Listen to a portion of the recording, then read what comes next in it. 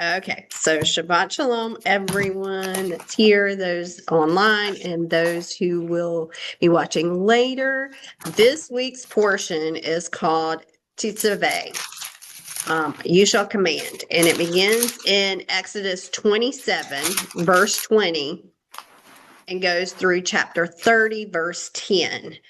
And it begins talking about we're not really talking about, but we're shifting from talking about constructing the Mishkan to talking about the people who are going to serve in it, the priest, and commanding the Israelites. But it begins with commanding the Israelites to bring pure olive oil for this eternal light, a ner Tamid, this eternal flame. And it appointing Aaron and his sons as priests. And so this parsha mostly deals with the priestly garments, like the ephod, the breastplate, the robe, the turban, the golden headplate, which were designed for glory and beauty and to reflect the dignity, the sacredness of their office. But then it also outlines the 7-day consecration ceremony that inaugurated the priest, along with the daily Tamid offering, the eternal offering, and it sustained the relationship between God and Israel.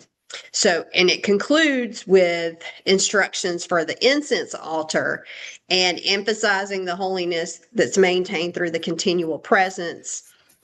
So as we begin this parsha, because this got me to thinking about some things, I want to start with some questions that I believe are relevant to what we're going to study. So, first, what does forever mean? Does it mean really forever, or does it mean just for a specific time period? Or it means for continuing. Yeah. Okay. So you're saying forever is continuous, forever. Okay. Anybody else? That forever is like God is forever. Okay. So then next, let's go to 1 Peter chapter 2 and verse 9. 1 Peter chapter 2, verse 9. Peter says here, but you are a chosen people, the king's Kohanim, the priest, a holy nation, a people for God to possess. Why? In order for you to declare the praises of the Holy One who called you out of darkness and into his wonderful light. So, what does it mean then to be a kingdom of priests? I know that, Peter is actually quoting here a different passage, but what is, when he's quoting that, what does it mean to be a kingdom of priests? Servants of God. Okay, so does that mean that all believers are a kingdom of priests? Okay. Does that mean all of us are priests? Yeah. I feel like, yeah. You feel like, yeah, okay. Mhm. So if this passage, though, is quoting from the Tanakh, and it's speaking to Israel, and he calls them a kingdom of priests, they weren't all priests, only the sons of, not all Levites were priests. Only the sons of Aaron were the priests. Maybe there's different levels of priesthood. Well, there are different levels of priests, but there are also Levites who aren't priests. Because the Ma'ari aren't priests. Only the sons of Aaron are considered priests. But the Ma'arites and the Gershonites were Levites, but they weren't priests. And then so when you also think about this, okay, if we're a kingdom, does that mean we're all kings ruling over others? I says no. You In the think so? spiritual sense, we are Okay, but then if we're all kings in the New Jerusalem, then who are we ruling over? the nations. But if you're in the kingdom, aren't you a believer? Yes. So then you're ruling over each other? No.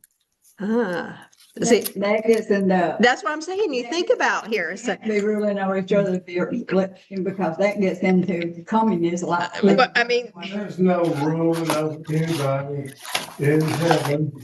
It's, we're there to serve, to love y'all and praise y'all all the day. right. So then when you think about, we put these terms into what our idea of kingdom and priest are. And, thinking about, remember, kings and priests come from different lines. And so this is why I started with the question of, what does forever mean? Because let's go to a couple of passages. Because if we are priest, let's look at what it says in Exodus 40 and verse 15. Okay, Exodus chapter 40, verse 15.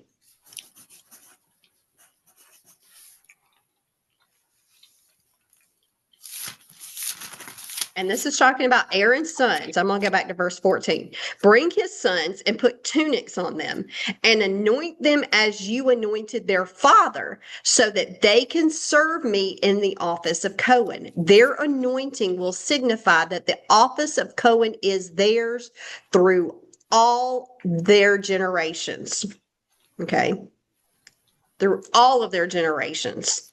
Okay. In Numbers chapter 3 in verse 38, and what I wanted to point out while you're turning Numbers 3 and 38 is that when I read that version there, is the office is theirs through all of their generations. In the Hebrew, it is olam. It is forever, is the term that it uses. Okay. In Numbers 3 and 38, it says, those who were to camp in front of the tabernacle on the east, in front of the tent of meeting, toward the sunrise, were Moshe, Aaron, and his sons, who were in charge of the holy place. They carried out their responsibility on behalf of the people of Israel, and anyone else who involved himself was to be put to death. So Whoa. anyone not in the line of Aaron's sons would be killed if they tried to approach y'all. So that means Aaron's the priestly Line. Mhm. line. Unless they were part of Aaron, they couldn't do that. Right. So they're not really in the priestly area. You know what I'm saying? If you're like Korach, you think about Korach, came to Moshe and he said, here, we're all holy. And that's true. They were all holy, but he said, Not in that. but he wasn't in the line. He was a Levite. He was a Levite. Korach was a Levite. Different. It means we could just walk up and touch the holy things, and we're not allowed to do that. Right. Because you remember, even the. Well, Yeah. even God said it. He says, only Aaron and the sons of Aaron can do this. Right. He said only they can do it. And so this is, and we see that, like I said, we see this exact thing happening with Korach and those who rise up with them. And remember what happened. Not only did the earth open up and swallow the 250 men who made offerings with Korach, Yeah. but there was also a plague that came, and there were almost 15,000 that were killed as a result of that. Yeah. So, in Numbers 17 and 14, it says those dying from the plague, this was a report, was number 14,700 besides those who died in the Korach incident. So it wasn't only they were judged, but the rest of the nation was also judged because they were trying to approach Yah and they weren't of that line. Now, let's go over to Ezekiel chapter. And this one, yeah, show the ones who wanted to come before him. Right. But how many times have we said we're a kingdom of priests and we're taking it that we're the priesthood? We can go into the Holy of Holies ourselves. That's where pride takes over. Yeah. And you think about it, because we're interpreting that in our understanding of what it meant. And like when he first called Moses and he told Moses to take off your shoes, you're on holy ground. Right. Even though he called him to come, he still told him, take off Your shoes. Yeah. ground. You Yeah. can't, But just like everybody can't be teachers, Yeah. everybody can't be preachers, everybody can't, Yah's give everybody a certain strength. Right. In their life to serve him. Everybody can't be that. Right. If they try it, they fail. Right. But don't mean we're not holy, because Right. we're wicked. But it means we're not to touch or go into Aaron and them's realm because they're called Right. to do for God, Yeah. And so to think about that, because if you think, well, wait a minute, what does that mean? Well, let's go to Ezekiel chapter 44. We don't have a temple either. We don't have a temple right now. Yeah. We don't have a temple, so we can't do their job either. Okay. So Ezekiel chapter 44. And this is, in chapters 40 through 45, it talks about the third or Ezekiel's temple or the third temple, whatever you want to call it. 44. 44. And let's go down to verse 15. And it says, however, the Kohanim, the priests, who are Leviim. So remember, all the priests are Levites, but not all Levites are priests. Yeah. Okay. Are descendants of Zadok, who took care of my sanctuary when the people of Israel went astray from me. They are the ones who will approach me and serve me. It is they who will attend to me and offer me the fat and the blood, says Yah Elohim. Okay. So who are the ones that are going to be ministering in this temple? The Levitical priesthood. The Levitical priesthood. You got it. Only it says, and specifically it says the sons of Zadok. Okay. So Be related to Aaron. yes, he is from the lineage of Aaron. Yeah. And so when we look at this, that, this is keeping in mind what we talked about at the beginning. Even, and a lot of people miss this, and I mentioned it a couple of times, but since we're talking about kingdom of priests here, in Hebrews chapter 8, verse 4, this is the New Testament. It's talking about Yeshua. And it says, if he were here on this earth, he would not be a priest. Well, Okay. That knocks holes in it. Okay. Yeah. Wow. He would not be a Cohen at all, since there are already Kohanim offering the gifts required by Torah. So think about that for a minute. So Yeshua himself, when he's on earth, is he priest? No. No, he can't be. Some priests who went back to heaven. Yes, because that's the order of Melchizedek, is the heavenly tabernacle. He is priest there. Okay. And so we think about that phrase, kingdom of priests, it's foundational in Christianity. And I got to looking up, and most of us have been taught, the same thing. Like if you go to Bible Hub and look, Matthew Henry's commentary on Exodus 40:15 says, this is what the commentary, the Christianity commentary, Matthew Henry says. He says, the high priesthood was in the family of Aaron until Christ came. And in him, the substance of the shadow of all of these things, it continues forever. So he's saying that, the high priesthood, lineage of Aaron, is only going to be until Christ came.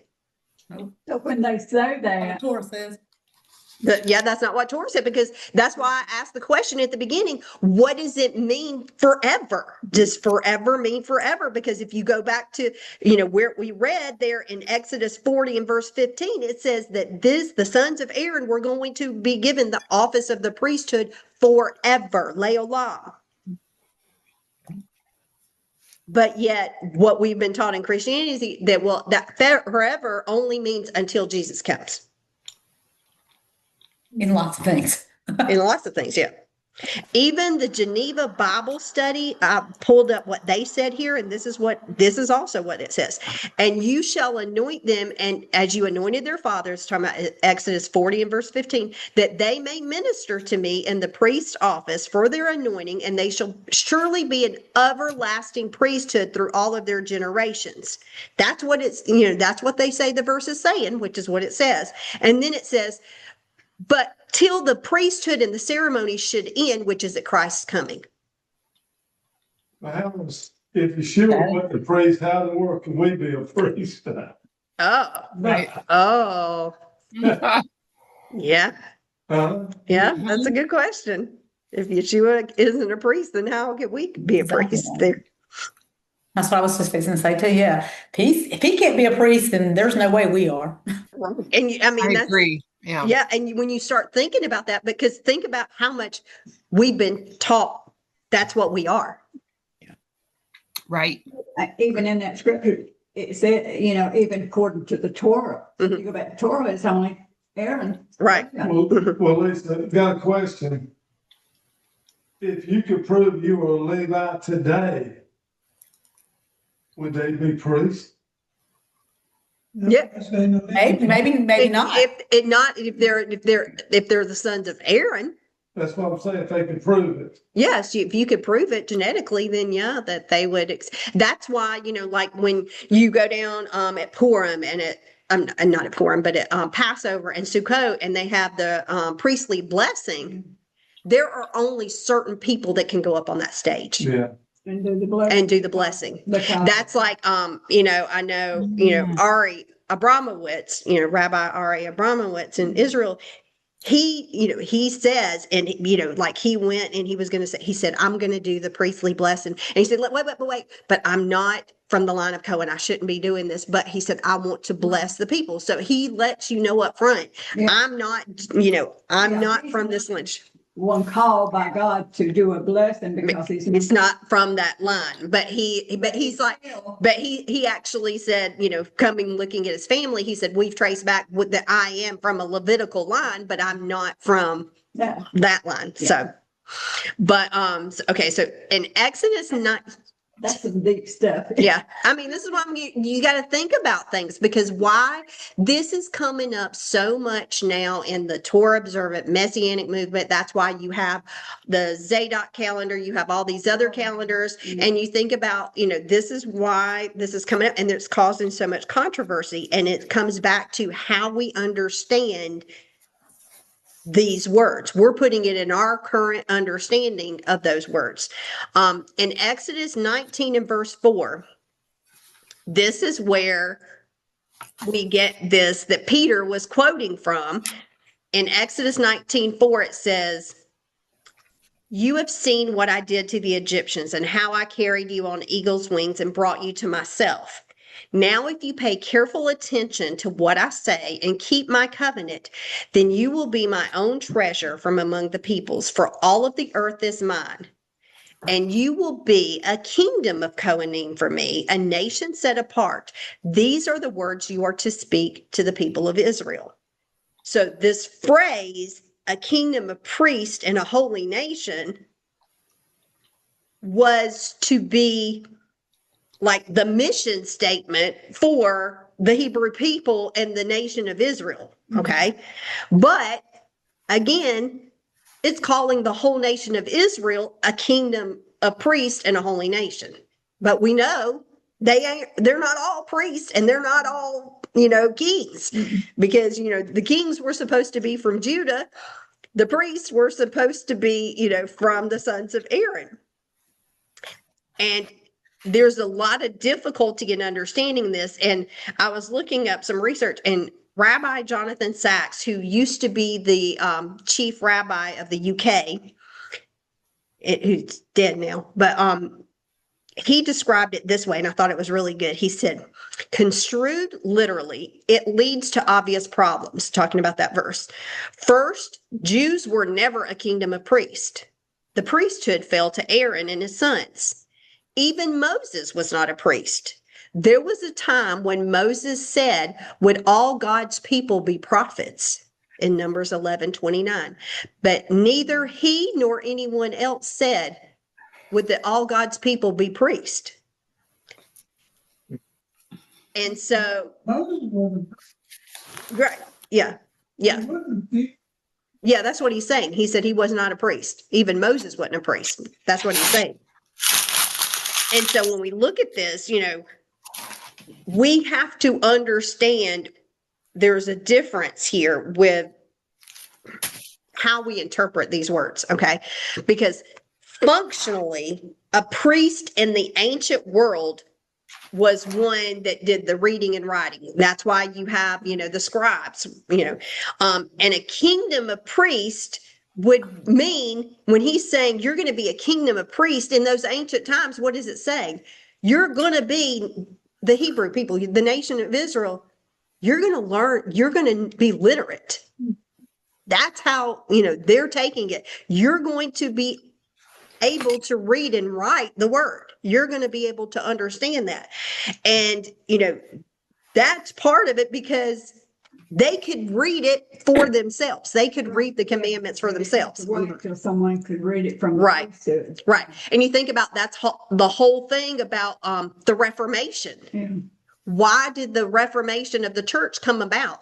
Was because, what did the church? The church only at that time in the 1500s was all in Latin. And it wasn't until you had the Gutenberg press that, made the first Bible in the German language so that people themselves could read what it said. Otherwise, what were they doing? They were relying on those priests in the church, the Catholic Church, to tell them this is what it said. They couldn't read it for themselves. Okay. Because they didn't know that language. And so here, when he's saying you're going to be a kingdom of priests, it's, part of it was that you're going to be able to read it yourself. You're going to be able to understand it. And so that's part of it. They could read it, they could know it, they could study it, they can internalize it and make it their own. Same way as in the church. Mhm. The pastor's standing up there, supposed to be representing God. We're sitting in an audience. Well, we're supposed to be able to take this word and read it for ourselves at home, analyze it, pray to God about it, ask Right. the Holy Spirit, to help us. We just, it'd be like if we couldn't read, we're sitting there listening. We're going to take everything that they say. Yeah. Everything he says, we think, okay, this is right. Right. And so with that, there is a difference between function or the role. Okay. Think about function or role and office. Okay. Because the office refers to the status or the identity or the appointment of the priest. Okay. That meant that, it's hereditary. It's passed down from Aaron to his sons. It's permanent.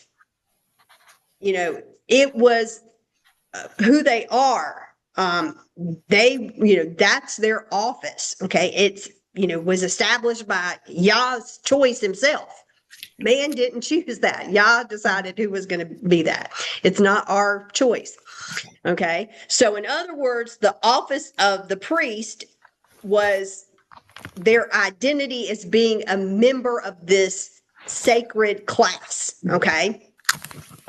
It was who they were, regardless if they were doing the function or the jobs or performing any of the rituals. They were still a priest, whether they were eating dinner. Okay. And this is why, the priest or a Cohen, couldn't defile himself for the dead. And that's why he had to marry within certain boundaries, because he is retaining that sacredness, that holiness, even outside of the temple. Okay. Now, the function or the role refers to the task or the duties or like the job description. Okay. And so like some of the things, they were offering sacrifices. They would bless the people. They would teach Torah. They would teach the difference between holy and common. They were to distinguish between clean and unclean. They were the ones that were maintaining the sacred space of the temple. Okay. So the function were the job descriptions. Okay. But the office is the status and hereditary. It could not be changed. So I wanted you to think about this, that because there are actions, those functions were actions. They weren't their identity. That's what they did. And the priest or Cohen, they could be unable to perform one of those actions because they become unclean themselves, So there was, but does that mean there's no longer a priest? If they became unclean, if they come in contact with a dead person, they couldn't go into the temple, but are they still a priest? They're still a priest, yeah. They're still a priest, they just couldn't go in, they couldn't touch it. Right. Was it 24 hours? Yeah, they had to make the, So in other words, the function is the priest's sacred work. It's what they do, not who they were. And so when we think about this, all of Israel was called to be a kingdom of priests. They were called to do the function of the priest, which is what? Now, we couldn't go into the temple, but there were other functions that we could do. Can we teach Torah? Yeah. Yeah. We're doing the function of a priest when we do that. Can we tell somebody what's clean and unclean? Yeah. Yeah. So it's just like the prophets when God called them out, Samuel and them, they were not priests, but they functioned when they went out to teach, that teach what's clean and unclean. Yeah, they're functioning in that role. Yeah. They still didn't have anything. They were waiting for someone to teach them, Right. They didn't have it to read every day. But they're not but that doesn't make them a priest. No. Okay. And only I think, what was it, kings had, what you call those people that wrote for them? Yeah, the scribes. Yeah. And all. They were the only ones that had any writings back then, and then, it wasn't for the people. I mean, the people had to get it, and that's what Yeshua said, when he came. I came for the lost tribes of Israel because they were Jews and, not Jews. Well, I don't know, Jews didn't come into Germany or something. I think that name, wasn't it? Well, no, they were called, But they weren't called Jews way back. They were Hebrews or. Well, but they were all from Judah. Yeah. But, I mean, he knew it had to go to them, and then he spread others out to reach the nation, Right. Yeah. And so there's a distinction between the two, and they matter. Yeah. Because like a priest can have a blemish and not be able to function in that role, but they are still a priest. Right. They can become unclean, but that doesn't mean they lose their office. Okay. But, a non-priest can go out and teach Torah, but they never become a priest. I know this might sound weird, Dawn. What about Yeshua during his time? What about? When he was out teaching, and he went up to the temple. Yeah. And he went up when he was 12 years. But he went up to like offer sacrifices and stuff like everybody else. Yeah. Who taught them? Was it The Pharisees. Yeah. Of Levites then, or was it? Yeah. Because when you think about, Because they was a bunch of them sit around, and. Yeah. Well, you had But was that still? You had rabbis. Yeah. Well, you had rabbis and Torah teachers that would go around, but you also, like the priests were the ones who sat in the temple. They just stayed around the temple. No, the priests were in all in the cities. Remember, you had Levitical cities all throughout. And so you could go to the priest in your, in that town or it's a village or whatever. But the priest had like, lots that were drawn that there were certain times a year that they had to come up and work in the temple. Zechariah. Right. Yeah. So there's, Yeshua couldn't go in the Holy of Holies. yeah, Yeshua couldn't have gone in the Holy of Holies. Yeshua couldn't even gone in. Yeah. Because he wasn't a Levite. No, he couldn't even gone into the courtyard where the Levites were. Yeah. In the line of Yeah. Zadok and- Yeah. He couldn't even gone in there. He went. Yeah. That's So when it talks about, right there. yeah, because but he never says that the priesthood's done away with himself. So, This man said it. yeah. So when we look at these things, let's get into how does the function of the Kohanim apply in our lives today. So let's go to this week's Parsha, and we're going to go to Exodus chapter 27 and verse 20. Okay, Exodus 27, verse 20. Okay. Says, you are to order the people of Israel to bring you pure olive oil, of pounded olives for the light, and to keep a lamp burning continually. Aaron and his sons are to put it in the tent of meeting outside the curtain in front of the testimony, and keep it burning from evening until morning before Yah. This is to be a permanent regulation through all of the generations of the people of Israel. Now, think about this. These two verses deal with the menorah, while the rest of the parsha is talking about the priestly garments.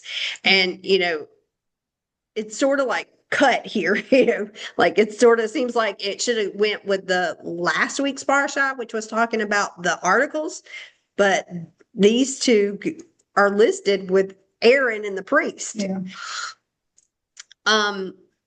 And it says that this light should never go out, which in Hebrew, it's a ner tamid. And this made me think about two verses in Psalms. Psalms 18:29 says, for you, Yah, light my lamp. Yah, my Elohim, lights up my darkness. And Psalms 27:1 that David wrote, it says, Yah is my light and my salvation. Whom do I need to fear? Yah is the stronghold of my life. Whom shall I be afraid? So Yah is our light. He is the lamp. He is the one who's lighting up the darkness here. And he is the light that never goes out. And so Yah commands Israel to make sure that to bring enough pure olive oil to keep the menorah continually lit. And it says between evening and morning. And so the priests were to tend the menorah all through the night, because, that oil is not going to last, all night long. So they had to continuously through that night make sure that that is, continuously lit. And all of Israel is commanded to bring the oil. And two, this made me think about, and because the light is not only Yah and the Torah, but in Psalms 119, 105, it says, your word, your Torah is a lamp for my foot and a light on my path. And so that is what's lighting up our path. And if you think about a light, a lamp, we think about lamps today, it can light up a whole room, but a menorah, a lamp, if you have it lit at night, it's only going to shine a light a little bit in front of you. Right. So it's not going to shine up the whole thing. So when we're looking at this, a lot of times his word is only going to light up part of the way, and we have to walk in it, and then we can have that light and see the rest of the way. And you can imagine too, he told them how to position them so it would give a little bit more light. Mhm. But you can imagine, because he commanded it to be the people who brought the pure oil. Right. First grounded, crushed. The first, yeah. oil up to the temple, and then Aaron would take it in the tent of meeting, right outside the curtain. But just knowing how you would feel doing this and taking it up. That you're a knowing part of it, yeah. It's gonna be, that That lamp oil is going to be, yeah. burning there. Mhm. You know what I'm saying? It's, Yeah, every citizen is bringing that yeah. to Moshe, and it's that pure olive oil, that first press Mhm. of the olive oil. And, think about, we're called to be a light ourselves. And so we need to have that pure. Yeah, because Aaron and their main purpose was to serve God Mhm. in the temple there. They couldn't get out and go hunt olives and, Right. all that. So Right. that was up to the people there, to do it. Right. And that's something you don't really think about is the people were commanded to do certain things at certain times. Right. And this, And that's one of- is really a main, to me, the menorah. Yeah, the menorah, because that's going to be like, and there's the whole, we've talked about the menorah in the past, the whole symbolism of the menorah, and what it represents. But yeah, I mean, there's a lot to this, and to know that you have a part in that, and that you have a part in his temple, and bringing that. So, and that you are actually like fulfilling part of the role of the priest, because the priest can't do their job if you don't do your job. Right. So. Okay, so then the next part goes into the details of the priestly garments. Okay.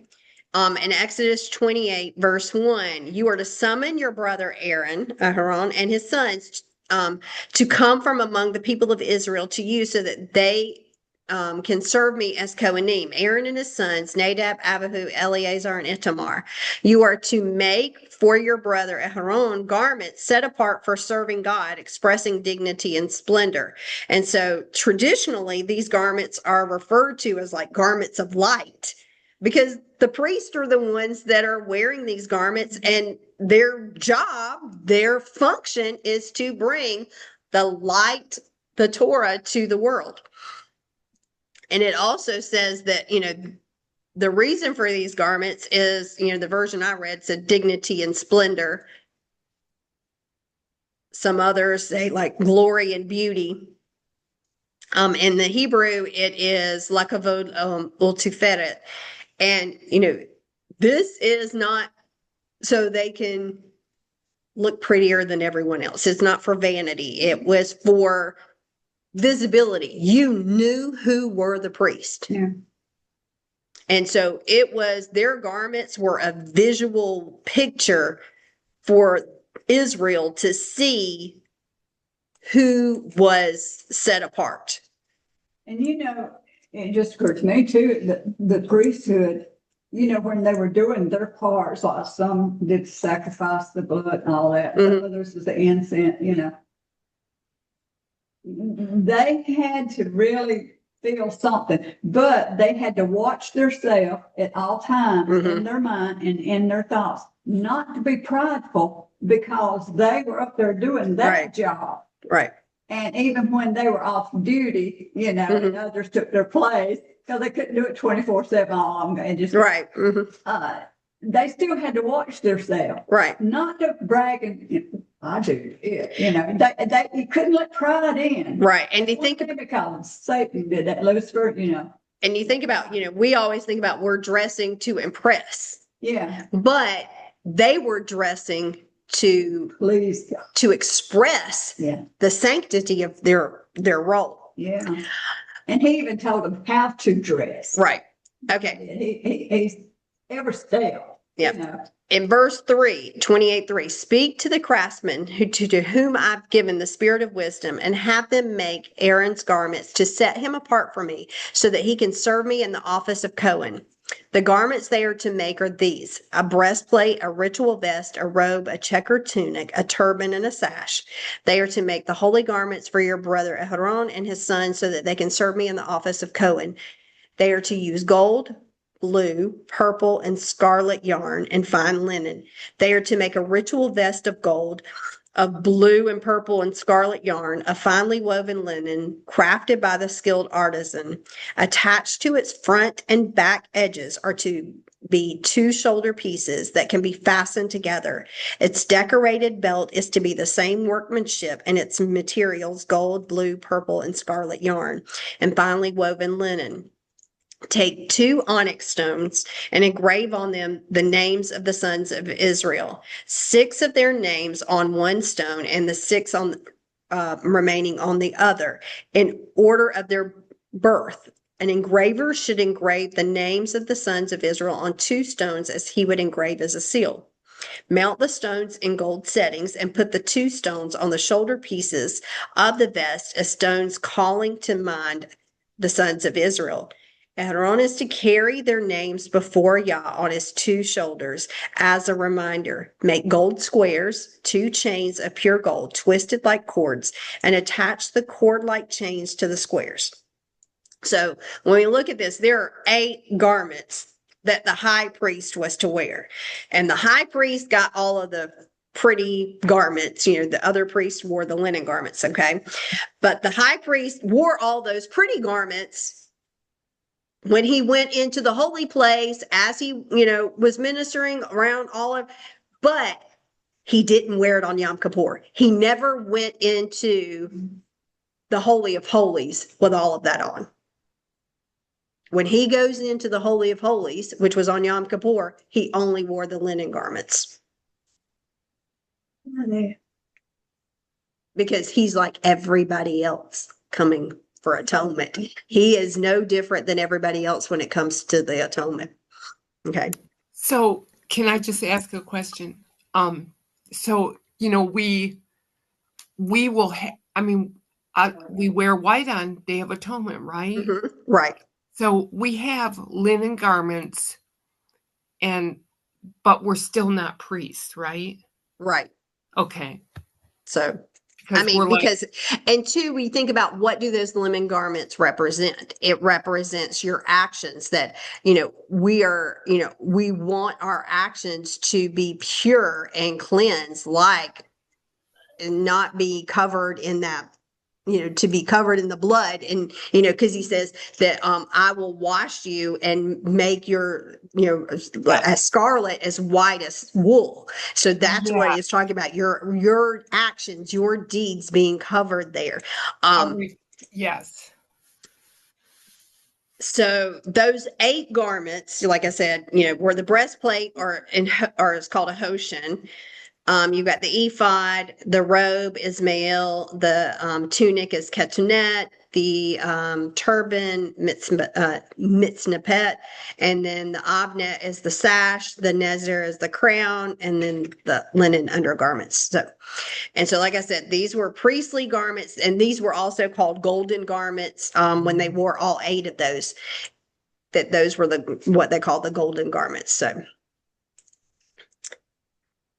And like I said, on Yom Kippur, they only wore those white linen garments. Okay, so I wanted to look at the breastplate, the Hoshen, that held the 12 stones, one for each tribe. In verse 23, it says, also for the breastplate, make 2 gold rings and put the gold rings on the 2 ends of the breastplate. Put 2 twisted gold chains in the 2 rings at the 2 ends of the breastplate, and attach the other 2 ends of the twisted chains to the front of the shoulder pieces of the ritual vest. So you have 2 gold rings on that are connecting to the shoulder plate. Okay. And in verse 24 there, it says those 2 they're woven or twisted chains of gold. And they're put into these 2 rings. And when you look at that word for woven or twisted is actually avotot, okay, which means a cord or interwoven, but it's interwoven like the foliage of trees. In foliage, you think about, with your trees here, and this is interesting because avot here is the word for fathers. And avot is actually, it's plural there. So you've got these 2 fathers or 2 trees that are in these 2 rings. Okay. And that word for rings is tabuot, which is, you think about a ring. What's a ring? We've talked about before how the ring that he gives us is Shabbat. And these two rings are what's holding up this breastplate. And so, and I'm sitting here thinking, wait a minute, you got these two trees. We'll go to Ezekiel's vision. What are these two trees that are spewing out like this golden oil? What was that? I thought I heard somebody say something. Somebody want to share something? Okay. That they are a picture of the two houses. And they're connected to the two rings. They're connected to Shabbat. Both houses are connected to Shabbat. And there are what's holding up this breastplate that represents all of Israel, because on that breastplate, you have all of the tribes of Israel there. And so to me, that was just a beautiful picture that you see just even in the design of what the priest is wearing here is standing out, remembering, oh yeah, you got two houses here. They're both connected to Shabbat, and they're, we've got holding up the Israel. In verse 29, it says, Aaron will carry the names of the sons of Israel on the breastplate for judging over his heart when he enters the holy place, as a continual reminder before Yah. You are to put the Urim and the Thummim in the breastplate for judging. They will be over Aaron's heart, and when he goes into the presence of Yah, thus Aaron will always have the means of making decisions for the people of Israel over his heart when he is in the presence of Yah. Okay, so something else that stood out to me here this time was Why did God use the Urim and Thummim to speak to them about the choices, he wanted them to do? Why? I mean, it had to probably light up somehow, but why? Instead of just coming down in a voice, which, I mean, just like today, most of us don't hear an audible voice from Yah, like Moshe did. We don't hear that. Yeah. So this was the way that Aaron knew, because God said, this is the way you're to speak to me, yes, and ask me things, and I will show you. Right. So I guess seeing would be more, you get it in your brain a lot more, right, and in your heart. Yeah. Okay. But I'm going to come back to that. But, one thing that stuck out to me here is that phrase he uses 3 times, his heart is going to be over his heart. Yeah. And, this got me thinking about, it's, 3 times, 2 to 3 times is confirming a matter. And, this is confirming that the priest, the Cohen, is carrying the tribes before Yah. It is his heart. His heart is to be engraved with the people. It's who the priest was. So thinking about like you were saying, the Urim and the Thummim, that, the inner fold inside behind those was where that was, put. And, there's a lot of speculation on what kind of stones it was. Go ahead, see if I can let her in. She won't them. That the oral history, according to Brother Yehuda, is that the name of Yah was written on a piece of parchment and placed in that little pocket too, inside the breastplate, and that this is what they say, and then it gave illumination to these stones in order to transmit Yah's judgment, because Urim we know means light and Thummim means perfection. And so they believe that what happened, that is when the priest would go into the holy place and he's standing there before the altar, and the king's wanting to inquire, should we go to war? Should we do this? The priest goes in and he's praying, before the altar of incense. And as he's praying there, asking, should we go to war? That, remember, all of those stones had the tribe's names written on them. So they've got letters written on them. No, not the 6 and 6 are on the shoulder. Like you have Reuben and Shimon. Okay. So they say that what happened is he's in that holy place, which is dark. You know, you have the only light you have in there is the menorah, but that the light from the two stones would light up and project in front of him on that curtain the answer. Okay. Yes, no, you know, Ken, low, go to war, don't go to war, whatever. We see an example of this in 1 Samuel. Yeah, 1 Samuel chapter 23. In verse 9. It says, David knew that Shaul was plotting something against him. So he told Abiathar the Kohen, bring the ritual vest here. And then David says, Yah Elohim of Israel, your servant has certainly heard that Shaul intends to come to Keilah and destroy the city just to get me. Will the men of Keilah turn me over to him? Will Shaul come down as your servant has heard? Yah Elohim of Israel, please tell your servants. And Yah said, he will come down. Then David asked, will the men of Keilah hand me and my man over to Shaul?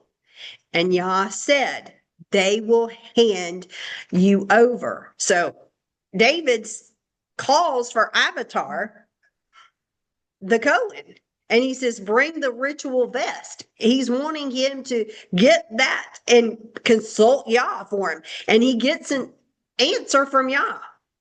You know, how does he get the answer? We don't really know, but it's possibly because he's asking for the ritual vest that the priest would wear when he went in there, that it's getting the answer because the priest is going in and praying and interceding on his behalf and getting the answer from Yah. Think about if you could see that. Yeah, I mean, that would be amazing that if we could see it, you know, it would be amazing. You know, you think about who was it, Nebuchadnezzar that saw the writing on the wall? Yeah, Mhm. yeah, that many. Yeah, and I mean, how amazing that would be that if you could see, you know, Yah come out and say yes or no, do this, do that, you know, but a lot, See a fiery hand. yeah, it's writing that, yeah, Well, you know, that when he spoke to face with Moses. right, mm-hmm, yep.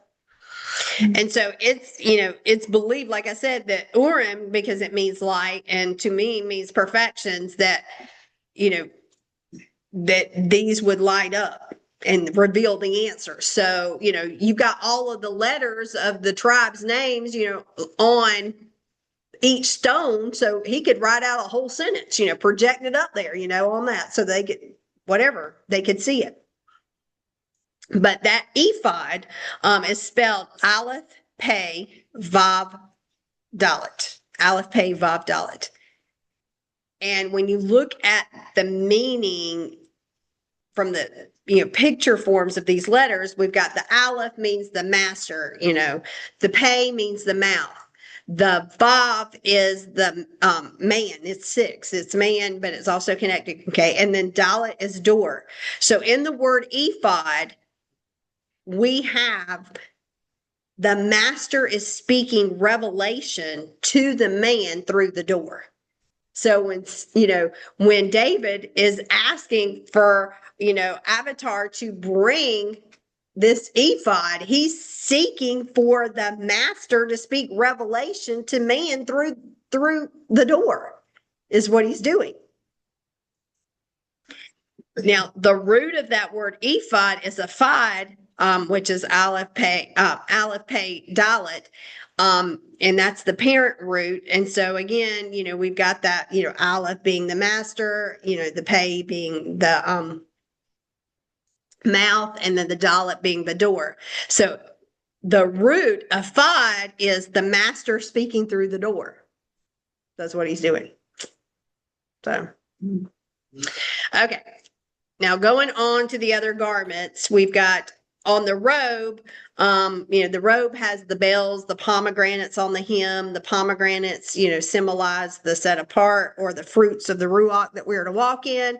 And, you know, tradition, you know, we talked about that before, that tradition says that a pomegranate has 613 seeds representing the 613 commands. And that the seeds are encased in, like, if you open up a pomegranate, there are actually 12 sections of within the fruit. And so the seeds are encased within the 12 sections representing like the 12 tribes encamped around the tabernacle. And as the Kohen Gadol, the high priest, is in the holy place, you know, he's walking around. And remember, he doesn't wear those garments on Yom Kippur. He isn't wearing the bells on Yom Kippur when he goes into the Holy of Holies. So, Yeah, because, you know, we were taught that, oh, he wore those so they would, you know if he wasn't, yeah, if he, but that, so they could drag him out. Well, that wouldn't have been on the Holy, that wouldn't have been on Yom Kippur, the only day that he went into the whole, you know, face to face with Yah. That would have not happened. Okay. So, Well, again, was he actually face to face? well, he's, you know, Yah's presence come down in there before, yeah. yeah. Can he see God's face? No, it wasn't, you know, not as a face. Could It's- Moses yeah. see God's No. face? Huh? Yeah, it was like, I think it was like just the light and the smoke, you Well, know. yeah, could Moses see Yeah. his face? No, I don't think so. I think it was just Didn't God say, no one has see seen my face. Yeah. Yeah. So, That's why he had to put him in the cleft of the rock. right. So you only see the back of him. Yeah. Right. So, you know, when you think about here, you know, you would hear him going around about his duties. He would be in the holy place wearing this garment, the altar of incense, taking care of the table of showbread, taking care of the menorah, and you would heal the bells. But then they also have the pomegranates, which would be silent.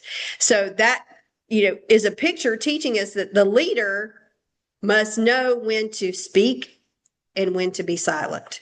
Who took over Aaron died? You know, he died first. His son, yeah. So his son took Yeah, over. and So they were handed down. Does it, like it says anything about anointing his son to take his place? Does it? No, they were already anointed. Because of, They were already anointed, remember? you know, and then when Joshua took over, but I'm assuming Aaron's sons then kept filling the role. Yeah, yeah. Because It Joshua went was down, still yeah. fighting to get into the land. you Yeah. know. It keeps going on now. So when you think about here, with this garment, it was basically like a garment of discernment because you had to know when to speak and when to be quiet. And so it's taught that this robe actually atoned for evil speech. Mm. So, And that's, you know, even though we have different Bibles, different translations and everything, and we read it, and some of them has interpretation, some don't, cross-reference. mhm. When you still read it, you still have to concentrate. I do. And I talk to God while I'm reading it, you know, to give me the true interpretation, you know. So basically, even when you're reading the words, you still have to step back a little bit and be quiet before God to hear him Yeah. speak to you Right. about the Spirit, you know. So it's not all just read and wham. Right. You know, Yeah. like you would think, you know, it's not. Yeah, you got to have ears to hear. So, Yeah. another picture like the bells and the pomegranates is that the pomegranates, you know, represent the house of Yehuda and that they're the keepers of the Torah, the 613. Why the different colors though of the pomegranates? One blue, one, was it red? Yeah. Yeah. One blue, one red, one blue, one red. Well- One blue pomegranate, one bell, one red. Yeah, because of the fact, I think, because, you know, you were talking about the pomegranate. Well, let me go back there. I mean, I never could understand the different colors. Well, he's alternating. Yeah, but why, you know, pomegranates are all red. Wait a minute, let me And go then back. there was the bells. Yeah, but it doesn't give the different, let me go back. Where is it? Pomegranates. It says, you know, like. Well, okay, And- here it is. Okay. So gold bell pomegranate. It's not different It- colors, no. But didn't he say about the colors being blue and? The garment. The pomegranate, that was the color. To make pomegranates of blue, purple, and scarlet yarn. They were all three colors Yeah, woven that's- together. Yeah, and one pomegranate. Right. To make, okay. It's not that they were all different colors. No, no. Yeah, because they're not different colors. They were So all, that inner robe and making the No. shape of a pomegranate. right. So it was pomegranate No. bed, pomegranate. Right. Okay. Yeah, and so if you think about it too, the pomegranates were like a picture of the house of Yehuda, and then the bells in a way were a picture of the house of Israel. And when you think about the two come together in another way, and then if you have only bells, because the bells, without the pomegranate, because the pomegranate's a picture of the Torah. If you have only bells without pomegranates or without Torah, Paul says you're like a clanging cymbal. What?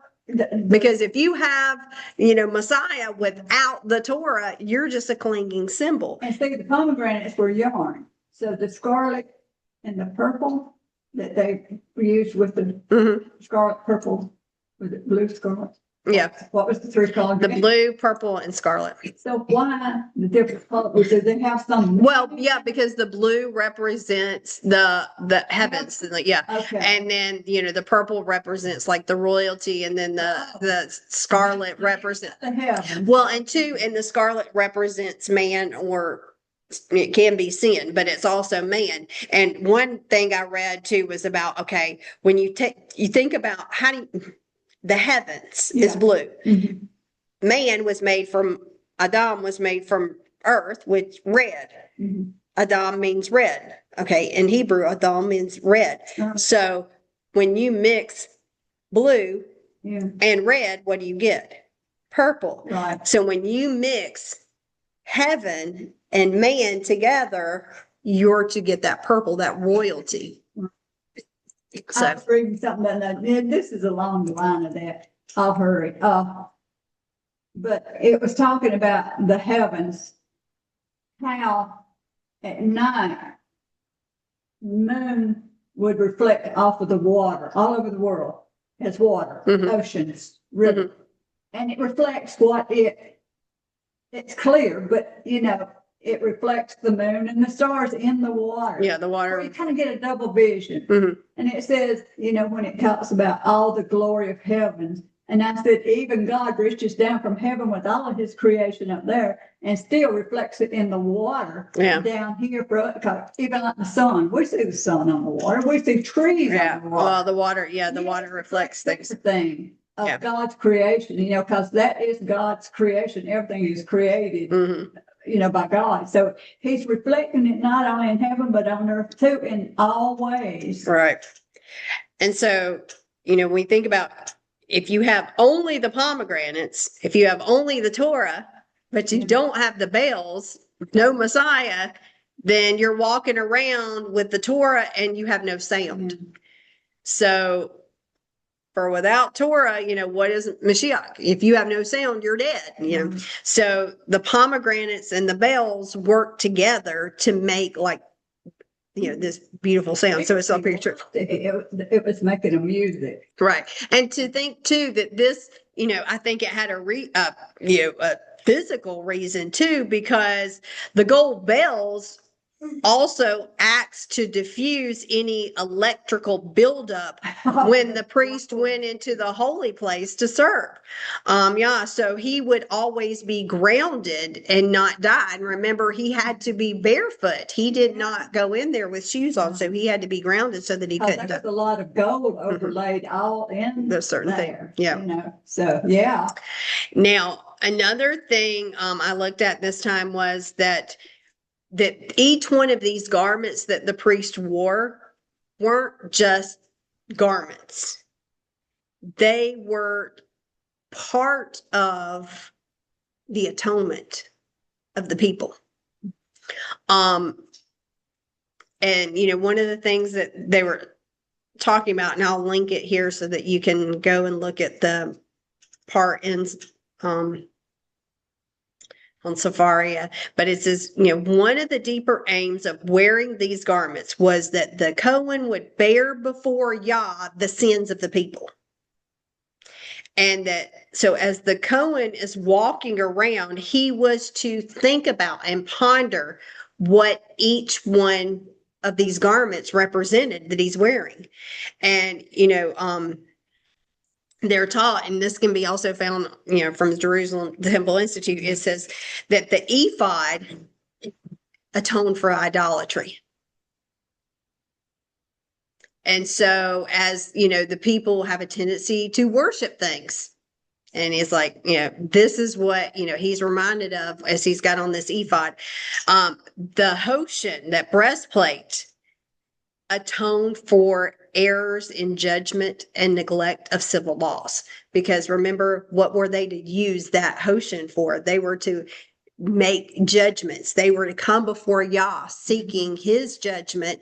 And when they didn't ask or seek Yah's wisdom in things and his judgment on things, or they neglected how they interacted with other people, that this is what the high priest is to remember as he's putting on that breastplate, that here I am, some people may have sinned in this area, and then it's a reminder to bring that sin before Yah. As we walk in our walk with on the earth, we forget that everybody, no matter what, when I gave birth to you, everybody, we're part of a tribe.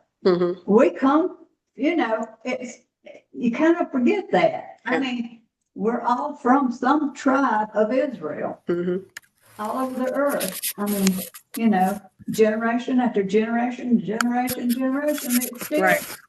you're a Thank tribe. you. Thank you, Joyce, because I was thinking the same thing. Like, is there a way to trace back and find out which tribe?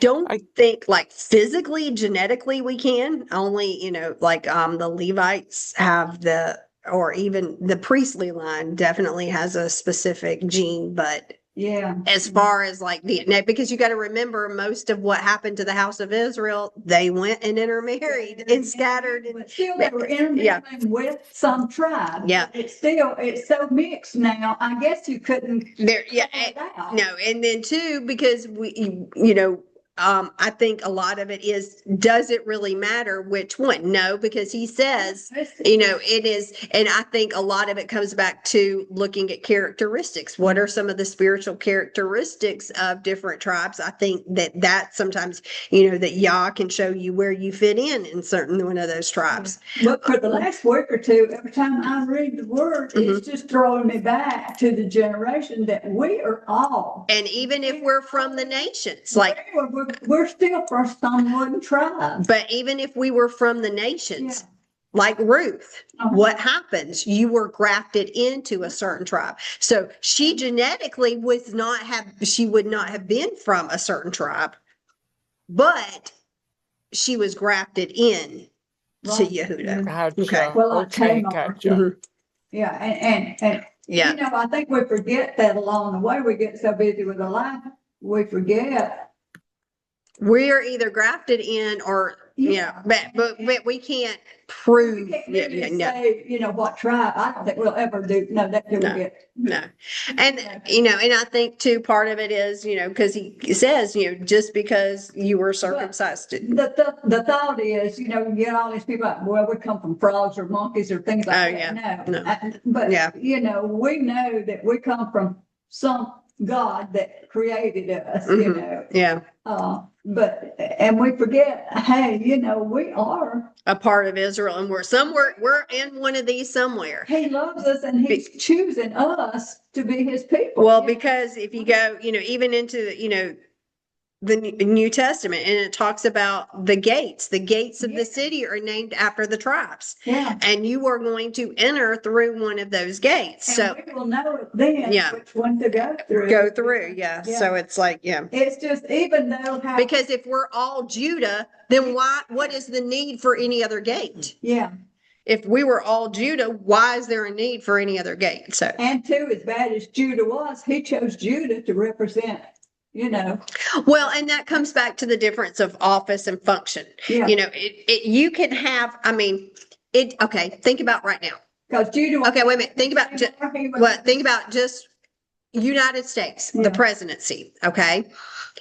Regardless of who the president is, whether when we had Biden or now we got Trump, whether or not you like him, the office is still Yeah. to be respected. There are things that you can't do to that office or you're going to be put in jail, Yeah, you know? yeah. So it is, that is that same concept of difference between function and office. So, okay. So the tunic, which covered most of the priest's body, they say, goes back to Genesis 37 and verse 31 when they took Joseph's tunic and they killed the male goat and they dipped it in blood, that they said this atones for killing. Mm. That the tunic atones for the killing. The pants that they would wear. In Exodus 28 and verse 42, it says, you're to make for them linen pants or shorts reaching from waist to thigh to cover their bare nakedness. Yeah. So the pants were to atone for sexual transgressions or sexual sins. The turban that he was to wear on his head was to atone for haughtiness or arrogance. Because think about it, if you're on the top, we want to think of ourselves as being more important than we should. The belt, the sash, was to be worn around the body, right there at the heart. And they say that this atones for the sins of the heart or improper thoughts. And like I said, the breastplate with the arrows and judgment. Always barefoot. Yes. And Barefoot. not always, but when they were in the temple. Yeah, when they were in temple. But that's what I'm saying. Yeah. If you're barefoot, it kind of keeps you humble, Anyway. And then, like I said, the breastplate for errors and judgment, because, it says in Exodus 28:15, the breastplate was be for judging. And then There's so On- much symbolism yeah. Of the priestly garments. Yeah, and especially the anointing oil. Yeah. And all that. It's just, there's so many. And then you think about on the turban, not only do they have that, but they have the gold plate, Yeah. what we think of as a crown. But it says, Like a- Kadosh Le Yah, and it was attached with blue. And it's actually, the word in Hebrew is called a zit, like the zitzis, but it's called a zit. Yeah. Okay. And so, and the zit, the golden plate, was for brazenness. And so as we look at each one of these garments for the priest, we should recognize that, the priest had a heavy job. Not only is he going about doing that, but he's got to bear the sins of all of the people before Yah. He's bringing that before. And so he has to constantly, as he's wearing these garments, the high priest was, he's to think about, okay, what about the sexual sins? What about the haughtiness, the arrogance? What about the murder? In all of these sins, he's bearing that before Yah. Yeah. And that it wasn't just something that was worn for them. It was something that was to remind him constantly to be in prayer for the people. And the priestly tribe too, they were totally dependent on God because he told people to bring them food. What food? Well, it wasn't just the priests, it was the Levites as a whole. Yeah. Yeah. And parts they were to eat at certain times and all. So they were totally. Yeah, they didn't have an inheritance in the land or anything like that. Yeah.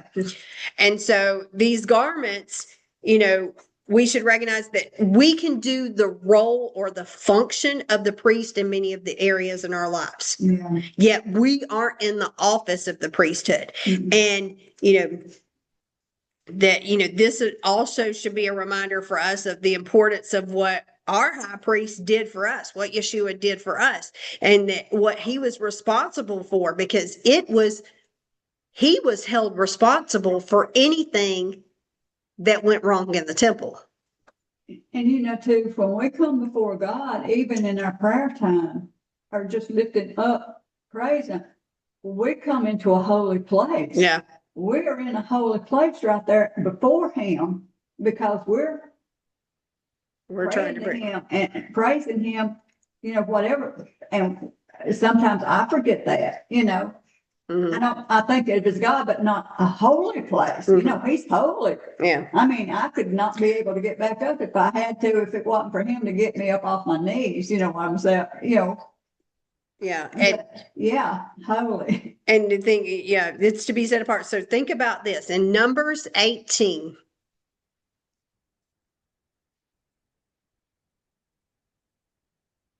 Numbers 18, I'm going to go to verse 1. Look at what it says here.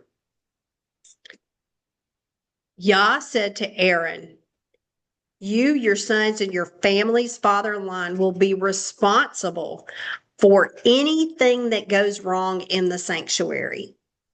You and your sons with you will be responsible for anything wrong in the service of the Kohanim.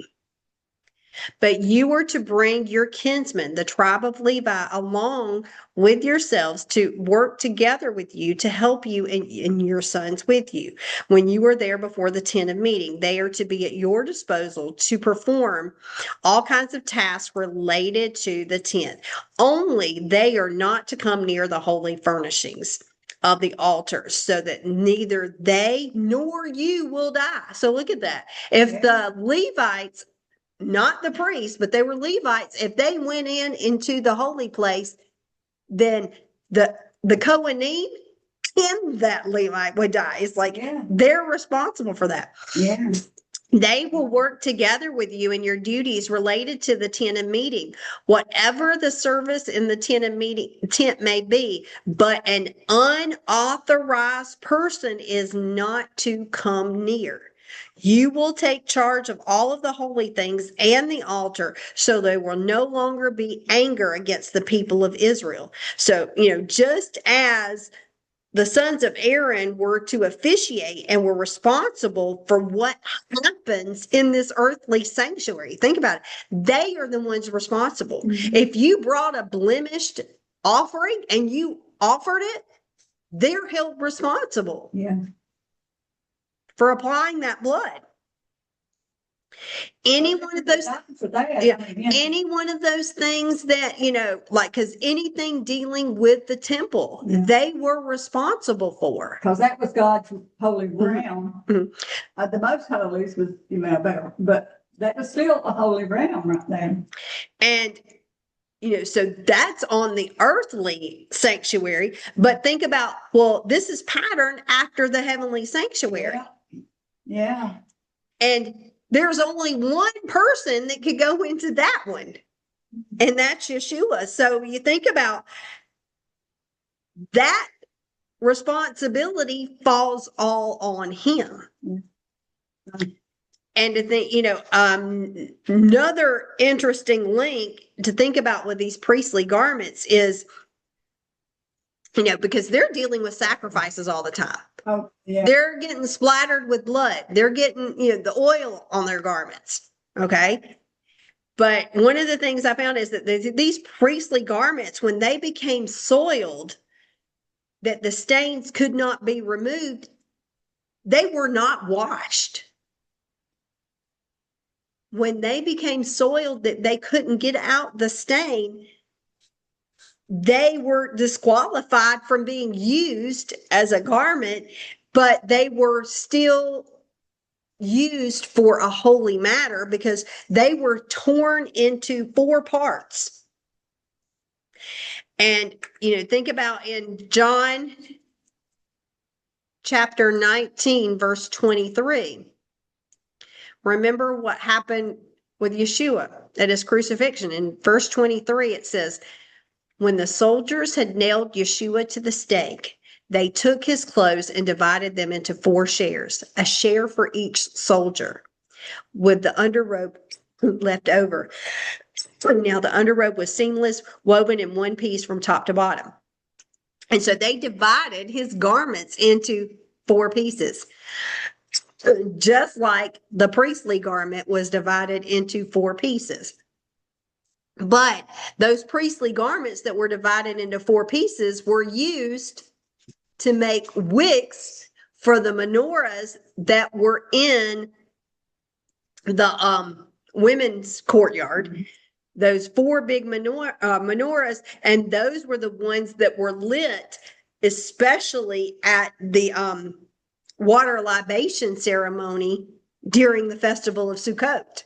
That's written about, sorry, by Josephus, that talks about how the whole city of Jerusalem would be lit up because those menorahs were so big. So you think about even Yeshua's garments at his death is showing a picture of him being the high priest. It's divided just like the priestly garments were divided into 4 sections. So, Yeah, because there was one section, I mean, where they said they were standing up on the hill and they looked down and seen Jerusalem alive. It was Yeah. like the menorahs. it was talking about, that's one of the greatest sights you can see. And so, like I said, in this Parsha, I just really wanted to focus on about the differences, because we want to look at us being a kingdom of priests, and we take it to mean that we're all priests, but to get you to think about, is that really what that's talking about? And then looking at the garments of the priest, and specifically the high priest here, what he's doing there isn't just putting on these garments and so I can look pretty and everybody knows I'm the high priest. But as he's wearing those garments, he is to be contemplating, this is atoning for murder. I'm remembering the people here, and I'm bearing that before Yah when I'm going in to pray, that I'm having to bear that, and it's in my, it's on him to bear that, to be that intercessor before Yah. So that's all I had this time.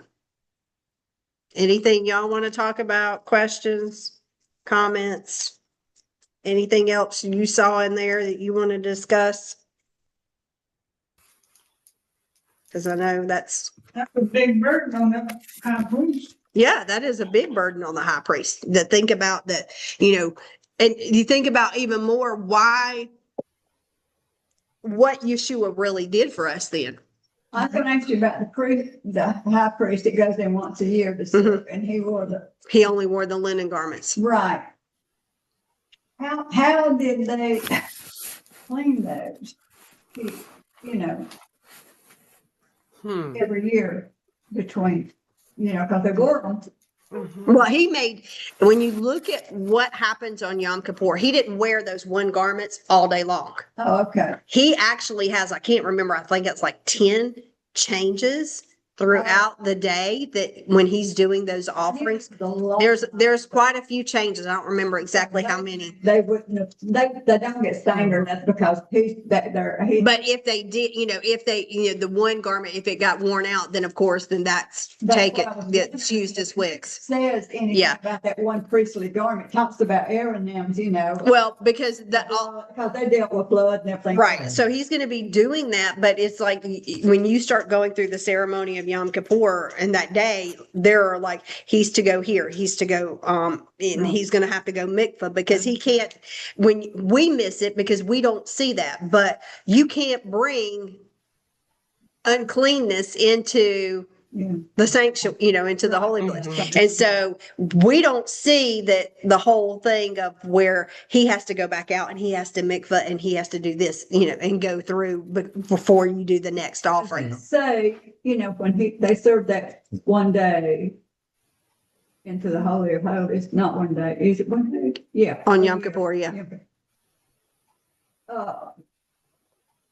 Is there a special place they pull those robes and stack them in there, because they can't take them out with them when they, Well, in the temple, How was that done back then? in the temple quarters, like right out from the Beit Hatinas, there is a place where they had the priest would sleep. Yeah. There's also a place where they kept, Like rooms. yeah, they have all kinds of rooms. You have stuff for the wood, the logs, that were held, that they were used on the sacrifice, to the altar. So all of the stuff, the priest's garments were, he brought them, they would be there, they would be, set aside. That was, Who would clean those garments? They would have to clean them. The Yeah. high priest Yeah. would? Yeah, they were clean there. Why they had to do it ritually. So, yeah, I'm pretty sure. Yeah. There's a whole process of it. Wow. But It was involved a lot. I mean. yeah, there's a whole, Realize. I mean, and like I said, we don't think about, because we read on Yom Kippur that we think there's just, oh, he's going to do this offering for himself and and then he's going to go do an offering for the people. But once he did that offering for himself and he went into the holy place and wait a minute, and he sprinkled the blood on the holy place, he's now, Okay. no, wait a minute, he's in the holy place. Oh. So he's holy. He can't go straight to that altar now. He's got to go mikvah before he goes. And so he changed his clothes. He goes and mikvahs and then starts the process again. So there is a whole process. And it's a long day. Yeah, it's a long day. Yeah. You don't realize it. I mean, unless you grow up there and studied that from all your life. You know Right. what I'm saying? So Yeah. anybody else? Questions? Nope. Okay. So that Nope. was a short one. So, and we'll turn it around. Well, that a lot of this reminds me of a lot of times we'll take the word of somebody that we're all kingdom of priests when you look at it. And like we said before, that Yeshua wasn't even a priest while he was On the earth. Yeah. on the He earth. couldn't have walked into the. No, I mean, we he think just about him walked going into to the Holy temple. Holy. But he couldn't have done that. Yeah, right. And so how in the world, if he wasn't, how in the world could we be? And there's a lot, and just think about it.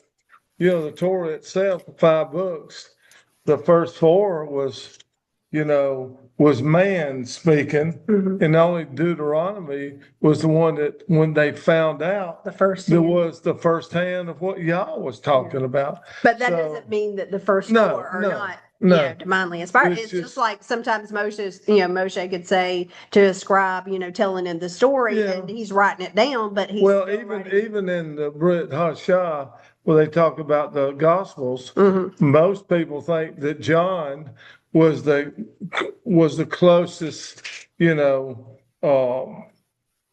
the best story or whatever, however you want to say it, of the 4 Gospels. A lot of them like John more than they like the first. But it always, to me, whose word are you going to take? Mhm. Yud Hey Vav Hey's word or John's word? Yud Hey Vav Hey's word or Paul's word? Yeah. When you come down to it, if you have a misinterpretation, you think this word, who are you going to take? And I always said that I think that just, hey, if y'all said it, that should be pretty good enough for all of us, correct? Every one of us. So, But if we interpret that word olam not to be forever, yeah. then, Yeah. that's the problem, is because a lot of our church fathers have taken that to mean that. And that's why we have this thought. That's why we have this thought process of, that we are literally going to be priests there, but yet it clearly says in Ezekiel that the sons of Zadok are the priests. Sons of Zadok, yeah. It So clearly then, says that. and if that's the millennial temple, For all generations. Yeah. And then if we're, that was the thing, if we're all priests, then who are we priests over? Why would there Well, be I think just like me being in church that's about all my life, they talked about, because it stopped, like you said, Yeshua is what a lot of them said. But the thing about when Yeshua died and rose, it was 70 more years that you had a temple. 40. Was that 40? No, No, 70. It's 70. Yeah, Because 70 AD. But he died like in 40, Yeah, okay. You're talking about 30, 40. Tommy come. Yeah. 40. Yeah, okay, 40. But it was still, 30 more years after that. They were still sacrificing. They were still doing what they were And doing. if that was wrong, why didn't Yeshua just say, well, there's no longer a need for a priesthood? Yeah. If But- we are all, if him and the disciples are teaching that we're all priests, then why didn't he just say the priesthood's done away with now? And he would have said that. And he himself went up and still abided by those. Well, he told Yeah. people to listen to what they say, not what they do Right. or how they act. Right. You know, but anyhow, I just wanted to tell a little something right now that did you know that Lisa has been married to the same man for 32 years today? Oh, So I want you to congratulate her for, you know, Amen. That's be right. married to the same job, man for Lisa. 32 years You today. deserve So, a trophy, you Lisa. know, Congratulations. Congratulations, it's you taken me a lot of patience, but I've survived it. And Lisa's. Okay, She had a before we do birthday this, this month, I didn't forgot she? about this. With everything that's going on, I forgot. I want to just share this with you, especially since what's happening in Iran right now and whatever. But because tomorrow is Purim. Or Right. not tomorrow. Oh, not tomorrow. Monday. Monday is Purim. Okay. Yep, Monday's Purim. Sorry. I was thinking today's the first. But Monday is Purim. And so think about that. It's Sunday. Huh? The first is Sunday. Yeah. Tomorrow. Okay. So there was on February the 19th, a 5.5 earthquake hit Iran's Fars province, which was the exact region where Cyrus the Great built his empire in 559. And the epicenter was about 35 kilometers southwest of Moore, which, was where the gas fields that fund Iran's terrorist proxies were located. Okay. And that is when Trump gave Iran a hard deadline that you got 10 to 15 days, about this nuclear deal or whatever, which actually set the deadline to be right before Purim. Okay. Right. And this year marks America's 250th year of independence. This year also is, almost the Purim will be the 2,500th observance of Purim. Oh, wow. About the 200. And so that, it's interesting how it lined up here that these two are all linked together, because when you start looking that, the year of Jubilee happens every 50 years, in cycles, the 50th year. And then, so if you have 2,500 Purims, you would have had 50 Jubilee years. Oh, Okay. wow. And, so that's sort of interesting that you've had 50 groups of basically 50 Purims that have gone up to this. And, like I said, as America is getting ready to be 250 years old, that number ties in there too. And that, what was it? To think about where Purim took place is in Iran, Persia. Okay. Yeah. And in, Cyrus's decree in 538 says, "Thus says Cyrus, the king of Persia," in Ezra 1 and 2, it says, "The Lord God of heaven has given me all of the kingdoms of the earth, and he has charged me to build him a house at Jerusalem, which is in Judah." And so Persia basically gave birth to this king that was a great deliverer, because he built the house in Jerusalem, but he was also one of the greatest threats to Israel.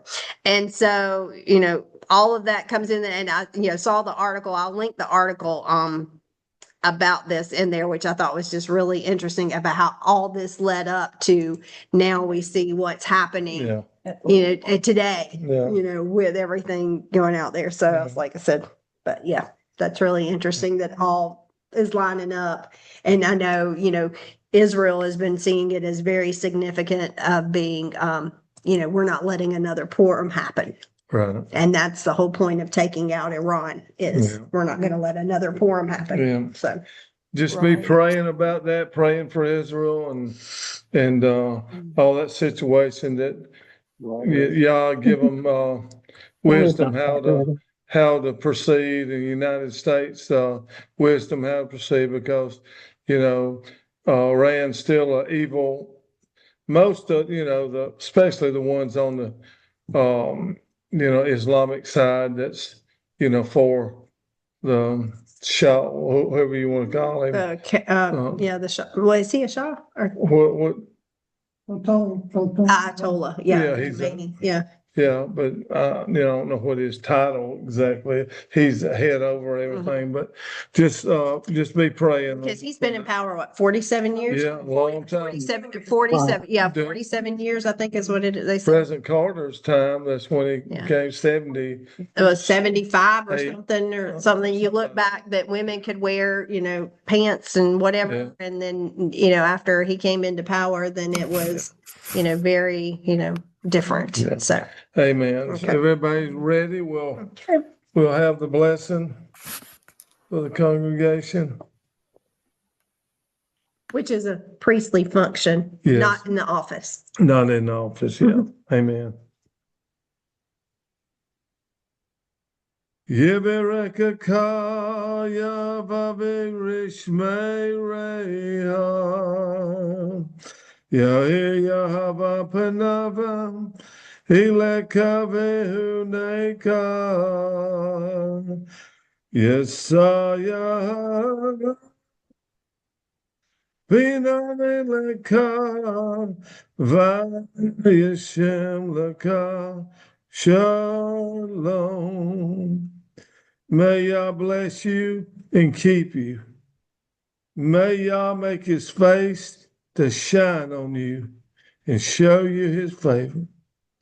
May Yah lift up his face toward you and give you peace. B'Shem Yeshua HaMashiach. Sar Shalom. Go in peace. Amen. Amen. Shabbat Shalom. Shabbat Shalom. Shalom. Shabbat, Shabbat, Shabbat, Shabbat, Shalom. Shabbat, Shalom. Shalom. Shabbat, Shalom. Shabbat, Shabbat, Shabbat, Shabbat, Shabbat, Shalom. Shabbat, Shabbat, Shabbat, Shabbat, Shalom. Shabbat, Shabbat, Shabbat, Shalom. Shabbat, Shabbat, Shabbat, Shalom. Shabbat, Shabbat, Shabbat, Shabbat, Shalom. Debbie, Dawn, Ken, Sandy, Dana, everybody, love y'all. It's good for y'all to be able to see me today, and just maybe as Say many a prayer for me. prayer, It's as a long many time. prayers Put up with that somebody. y'all give us, and so listen, Oh, he she's will. she's Come on. just pray for that man. He's a wonderful man, Love you. Love Y'all have a Love you Have a great bunches. week. You Bye-bye. too. Bye. Good for you.